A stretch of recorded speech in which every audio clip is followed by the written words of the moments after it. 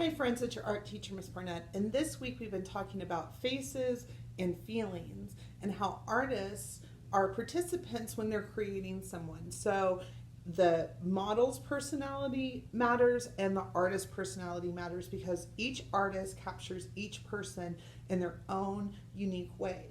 So we're going to be applying what we've learned about self-portraits and portraits in the last lesson, as well as proportion. Remember, that's where things fall on the face in relationship to one another.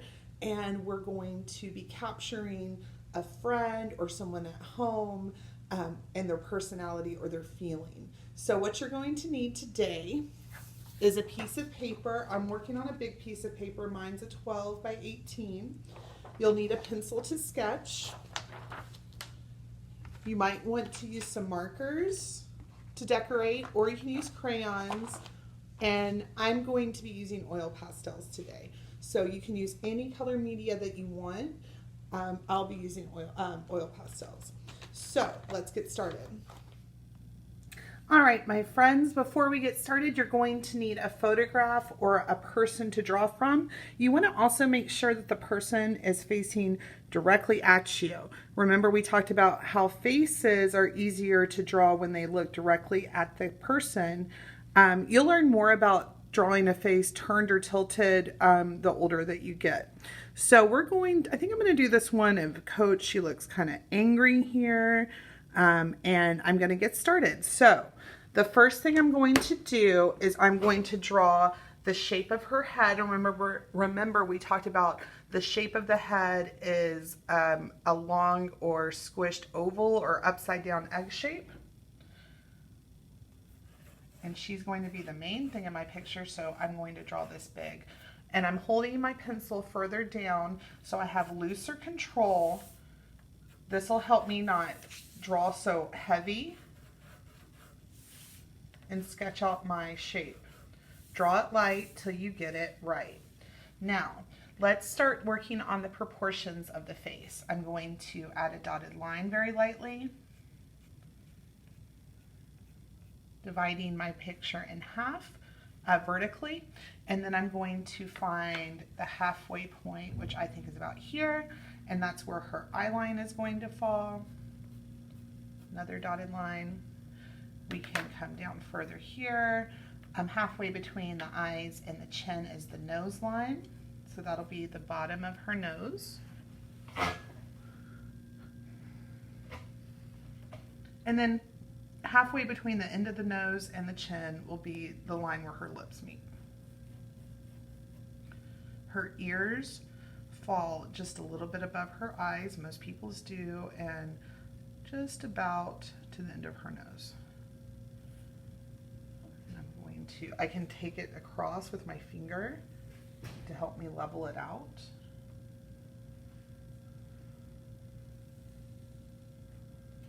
There we go. And then her hairline is about halfway up between the top of the head and the eyes. So when I say her hairline, where her hair starts growing on her head, I'm going to say it's probably about here.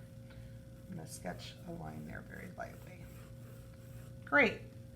So now I've got the proportions of the face down.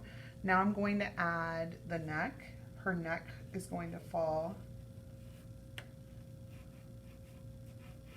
a little bit in from her chin.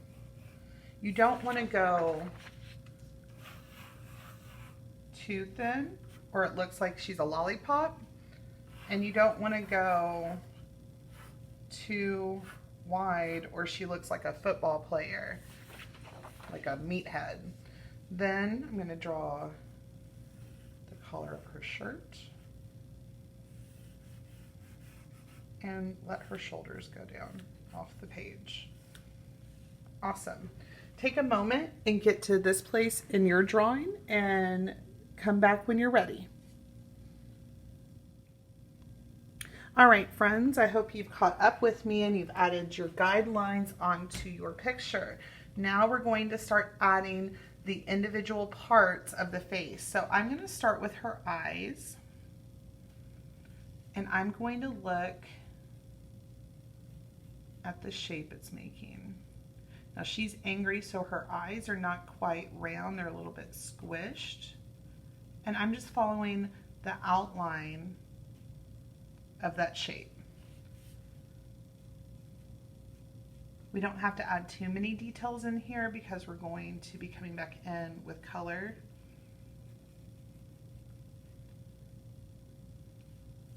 Let's do the other eye. You can also measure the eye with your pencil. Sometimes that's helpful. There's going to be one eye space between the eyes proportionally. So this eye is going to take up this much space. Again, I just drew my first eye. I go, okay, that's a good size. And then I use my pencil as a measuring stick. One between, one on the side. Let's draw this following my pencil with the shape. I draw what I see, not what I think I see.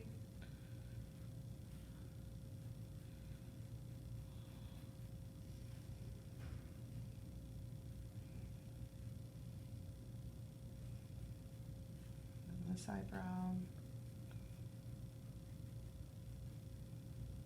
Okay. Let's work on the lips. So her lips are really tight here. Super duper tight, and I'm really going to focus on that line right here where her lips meet.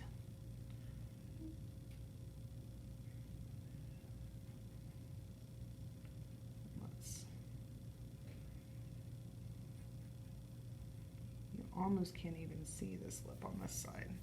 Then let's draw our nose. There's kind of like a rounded shape here at the end of her nose. And then on the sides, they kind of curve up. You can almost see that line. It's almost a perfect curve there. On this side.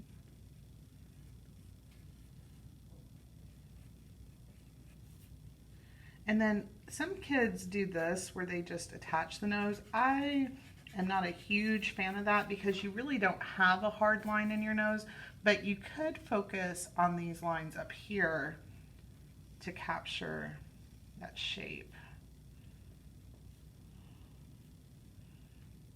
And this one comes up. This line comes down.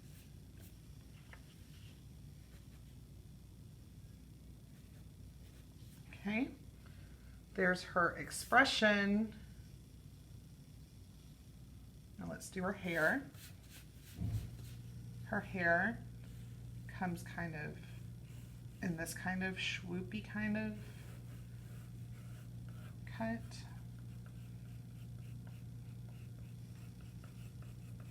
I'm not going to worry about adding a lot of detail in here. I'm going to use my colors for that mostly. And then the rest of her hair, maybe this comes out a little bit further. Remember, we're drawing lines, so if you don't get it right the first time, you can just come back in and fix it. Add that shape for her ear, shape for her other ear, and then I can bring this line around.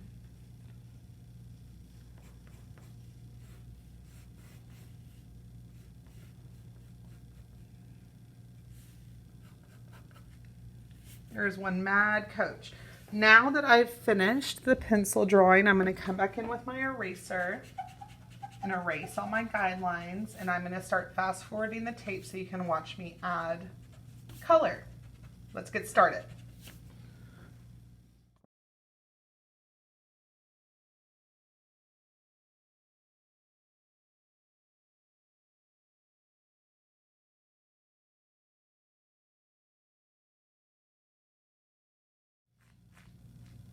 All right, friends, I paused the video because I wanted to show you some techniques on how to use the oil pastels. The oil pastels are not crayons. You do not need to press that hard when applying them. I am not pressing hard at all, and I'm getting lots of coverage. The other thing that you should do when you're using the oil pastels is blend. So I'm going to use a paper towel. You can see I've wrapped it around my finger here, and I just start going in a circular motion. I'm being very careful to not get it out of the space, because you can't erase an oil pastel once you've done this.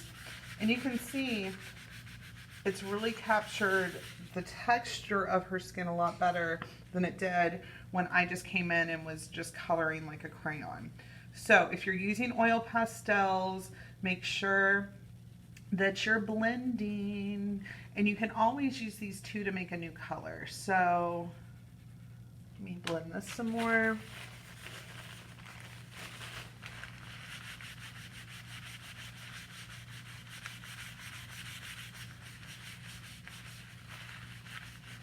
Of course, you do not have to use oil pastels. You can use crayons, markers, colored pencils, whatever you have in your house.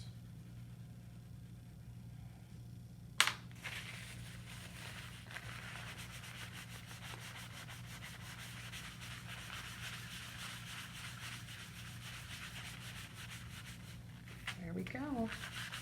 Beautiful. Let's keep working.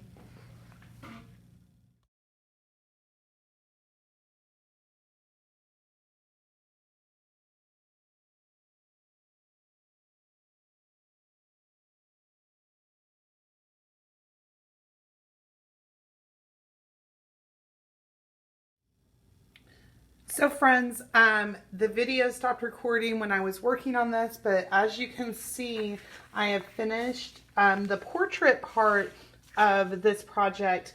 The next thing we're going to do, and I've captured her expression pretty good, I think.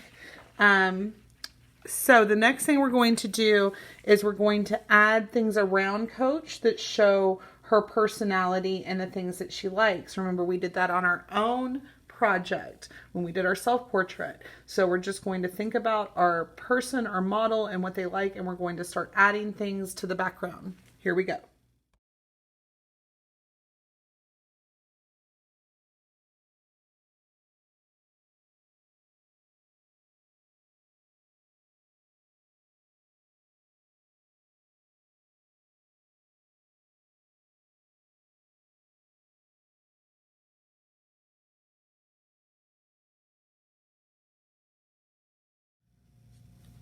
All right, guys, here's my completed Faces and Feelings project. I've captured her expression. I've colored her in nice and neat. I have added her favorite things that remind me of her, because she's got lots of pets. She drives a Jeep. She loves sports and the beach. So I hope you have just as much fun doing your Faces and Feelings project, and I'm sure they'll turn out really beautiful, and I can't wait to see what you did. Bye, guys.